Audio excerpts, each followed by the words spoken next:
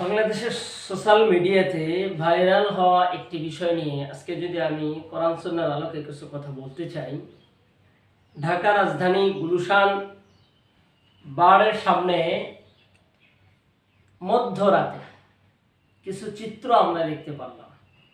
আসলে এই বিষয়টা যদি কোরআন সুন্নাহর আলোকে নেই, এই যে সমস্যাটি হয়েছিল সেখানে কয়েকজন নারী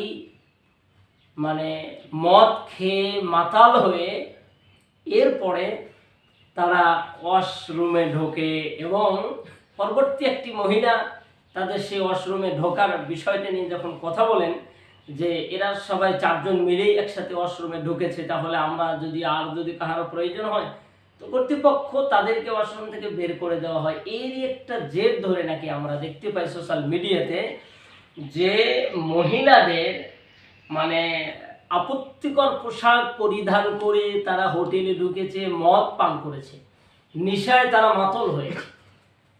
মাতাল হয়ে এক পর্যায়ে তারা সেখানে হোটেল থেকে বের হওয়ার পরে মারধর করেছে। যেই মেয়েটি নাকি বলেছিলেন এই মেয়েটার পরনে ছিল একটা শাড়ি কাপড়, এমন পর্যায়ে তারা রাগারাগি করে ওর শাড়ি কাপড়টা পর্যন্ত খুলে ফেলেছে। এই যে একটা মুসলিম কান্ট্রি, আমাদের দেশে শতকরা 95 জন মুসলমান, এই মুসলমানের দেশে মহিলাদের এই চিত্রগুলি আমরা যদি বিভিন্নভাবে দেখতে পাই তাহলে এটা আমাদের বোঝা যাচ্ছে আমরা আমেরিকা তথা ইহুদি খ্রিস্টান নাসারা বৌদ্ধদের মতো বা তাদের দিকে আমরা কতটা অগ্রসর হয়ে গিয়েছি। আসলে এই ব্যাপারে কোরআন সুন্নাহর আলোকে সূরা মাইদার 90 ও 91 নম্বর আয়াতে আল্লাহ রাব্বুল আলামিন আজ থেকে 1500 বছর আগে কোরআনে কারীমের আয়াত নাযিল করে আল্লাহ তাআলা বলেন, ইয়া আইয়ুহাল্লাযীনা আমানু ইন্নামাল খামরু ওয়াল মাইসিরু ওয়াল আনসাবু ওয়াল আজলামু রিজসুম মিন আমালিশ শাইতান ফাজতানিবুহু লাআল্লাকুম তুফলিহুন।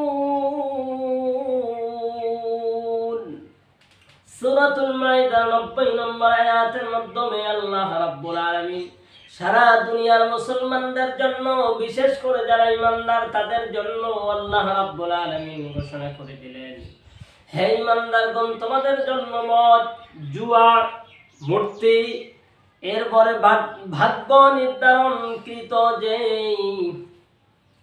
তীর রয়েছে, এই জিনিসগুলিকে আল্লাহ রাব্বুল আলামিন হারাম করলেন। কেন হারাম করলেন? এইগুলির দ্বারা কোনো সময়ের জন্য মানুষের উপকার হবে না, বরঞ্চ খারাপ হবে। আর এই কাজগুলি হলো শয়তানের অপবিত্র কুচিন্তা, শয়তানের বাজে চিন্তা।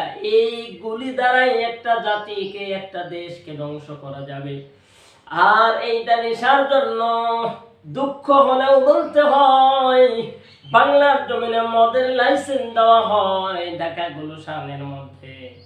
এর আগেও দেখা গেছে ঢাকা গুলশান রাজধানীর মধ্যে অনেকগুলি দোকানের মধ্যে মদের বিভিন্ন দামি দামি অ্যালকোহল যেগুলো বিক্রি করা হয়। কিন্তু মুসলমানের দেশ আর মুসলমানের সন্তান, তোমরা মদ পান করে কেমন বিকৃত হয়ে যাচ্ছ, মাতাল হয়ে গিয়ে কি করো, রাস্তার মধ্যে দাঁড়িয়ে বলে যাও তোমরা আসলে কেমন মুসলমান। বাংলাদেশে খুব দুঃখের সাথে কথাগুলি জানাইতেছি, গুলশানের এই মেয়েগুলির এই চিত্রগুলো দেখে মনে হচ্ছে শুধু আমরা নাম কাস্তে মুসলমান, প্রকৃত মুসলমান হতে পারি নাই। এটাই প্রমাণ করে বাংলার এই নারীগুলির চিত্র দেখিয়া, ও বাংলার মুসলমান, ঘুমিয়ে থাকলে চলবে না। কোরআন সুন্নাহর আলোকে আল্লাহর অর্ডার যদি অমান্য করো, হাসরের ময়দানে কিন্তু কোনো ভয় থাকবে না। আল্লাহ পাক রব্বুল আলামিন হযরতে আব্দুল্লাহ ইবনে আমর রাদিয়াল্লাহু তাআলা আনহু হতে বর্ণিত হাদিসের মধ্যে আসছেন, আল্লাহর পয়গম্বর সাল্লাল্লাহু আলাইহি ওয়াসাল্লাম বলেন, কোন নিশা দ্রব্য মদ জুয়ার সাথে যারা জড়িত, তওবা না করে যদি মৃত্যুবরণ করে, তওবা না করে মৃত্যুবরণ করলে এদের জন্য কোনো সময় জান্নাত নসিব হবে না, চিরস্থায়ী জাহান্নাম।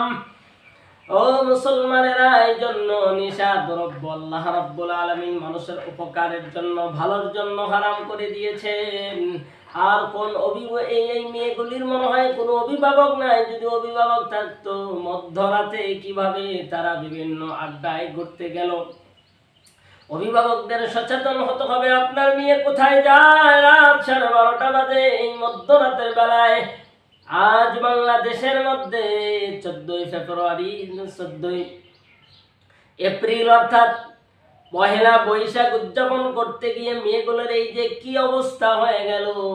এই চরিত্রগুলি বাংলার জমিনের নারীগুলা যদি চেঞ্জ করাইতে না পারি, যেই অভিভাবক তার মেয়েদেরকে পরিবর্তন ঘটাইতে না পারবেন, মনে রাখবেন আপনার জিন্দেগি ধ্বংস হইতে বেশি দূর যাওয়া লাগবে না, সময় লাগবে না, অল্প সময়ের ভিতর আপনার জিন্দেগি ধ্বংস হয়ে যাবে।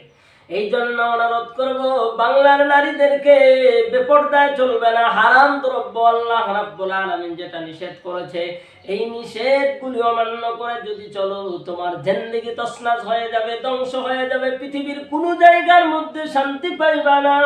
বেপরদায় চলুয়া যেই নারীগুলি আছে আজ পর্যন্ত শেষ বেলায় কিন্তু তওবা করে পর্দার মধ্যে ঢুকেছে, কান্নাকাটি করেছে, আল্লাহর কাছে আর্তনাদ করেছে, মনে করেন এমন যদি হয়, সময়ে বয়সের তারতম্য করবেন, মনে করতেছেন পরে তওবা করব, আল্লাহ যদি তওবা কবুল না করে। এই জন্য এখনই সময়। ও বাংলার মেয়েরা, বিশেষ করে যারা মদ নিয়ে বিজনেস করেন, আপনি কি ব্যবসা করার আর কোনো দ্রব্য, আপনি ব্যবসার আর কোনো পণ্য পান নাই? মদ আল্লাহ হারাম করেছে, আল্লাহ কিন্তু আপনার ছাড়বে না। বাংলার জমিনের কোন মুসলিম অন্তত মদ এর ব্যবসা করে অর্থ ইনকাম করে এটা কোনো মুসলিম খেতে পারে না, যদি সে পূর্ণাঙ্গ মুসলিম হয়। আল্লাহর আইন অমান্য করলে পরিণতি ভালো হবে না।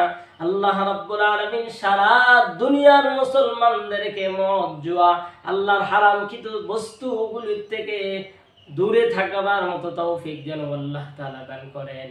আমিন। আসসালামু আলাইকুম ওয়া রাহমাতুল্লাহি ওয়া বারাকাতুহু।